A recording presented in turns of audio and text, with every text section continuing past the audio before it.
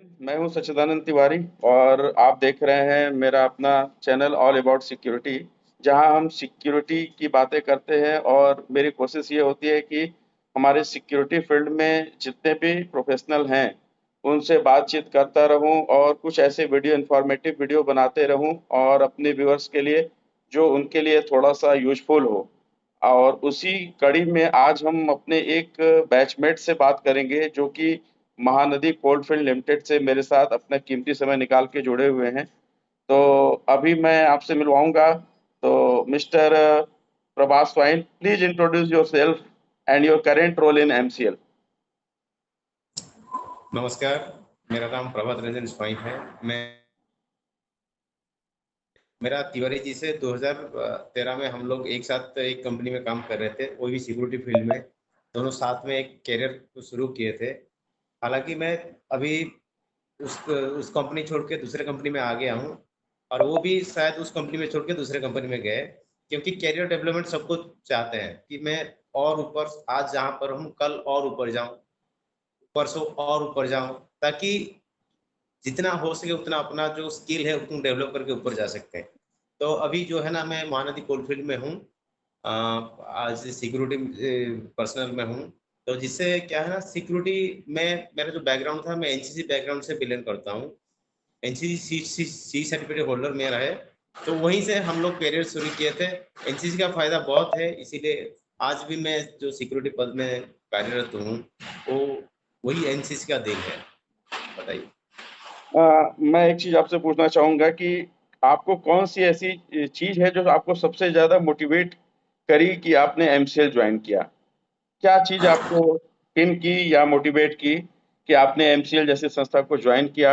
और मेरे चैनल को देखने वाले दर्शकों के लिए आप क्या बोलना चाहेंगे?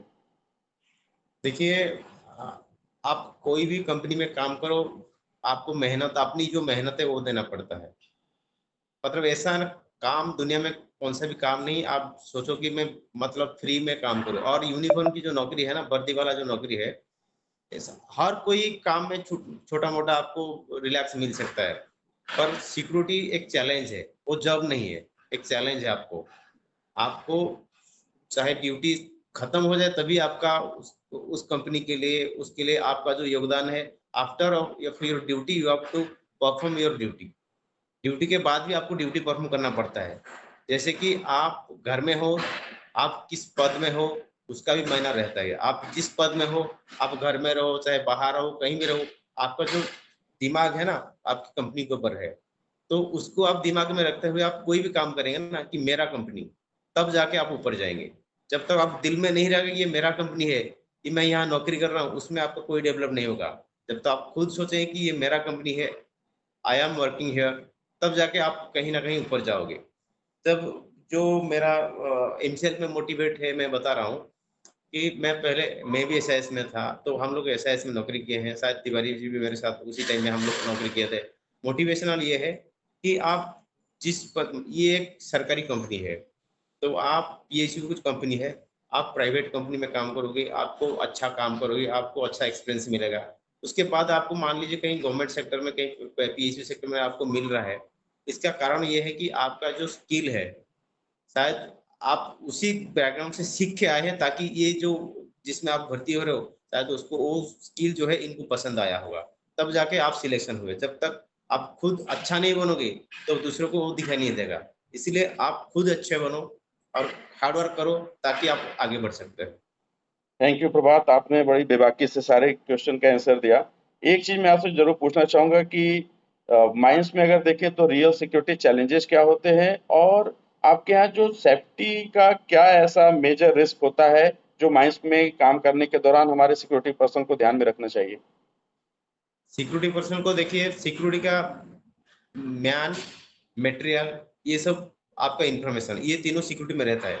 सबसे पहले आप म्यान के ऊपर देखिए कि आप जो ह्यूमन पर्सनल काम कर रहे हैं, वो कैसा, उनको कैसे सिक्योरिटी देना है। मान लीजिए आपका ड्यूटी कोई जैसे एचआर एरिया हो गया, आप उधर बहुत बहुत सारे लोग काम कर रहे हैं, आपको वहां भी एक चैलेंजेस है कि आपको जिस पर्सनल में आपको सिक्योरिटी लगा है, शायद आप बॉडी गार्ड का ड्यूटी लगे किसी बड़े अधिकारी का, तो उसमें आपको मटेरियल नहीं देखना है, आपको जिस पद का आप व्यवहार कर रहे हैं, जिस पद में आप कार्यरत हो, जिस अधिकारी के लिए आप काम कर रहे हो, उस टाइम में आप उसमें एक चैलेंज है कि आप उनको कितना सुरक्षा अपने से दे रहे हो।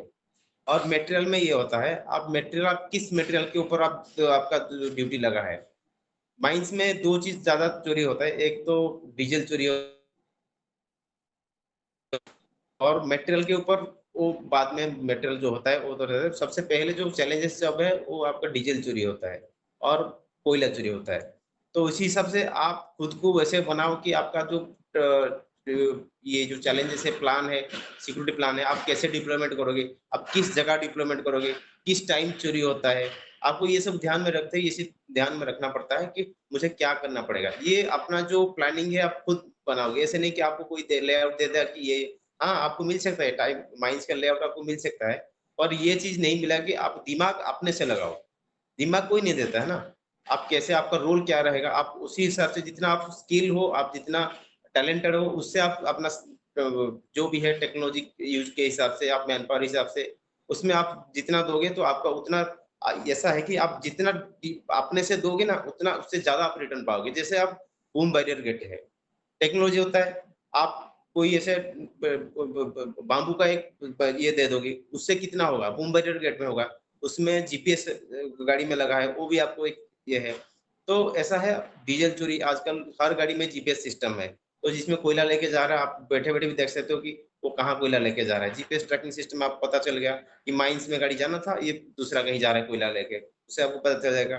बूम बैरियर गेट में आपको ये जब तक आपका प्रॉपर चालान नहीं है, वो बूम बैरियर गेट के सामने जब जब जाएगा, वो बूम बैरियर ऊपर जाएगा नहीं, आपको रिलीज़ नहीं करेगा।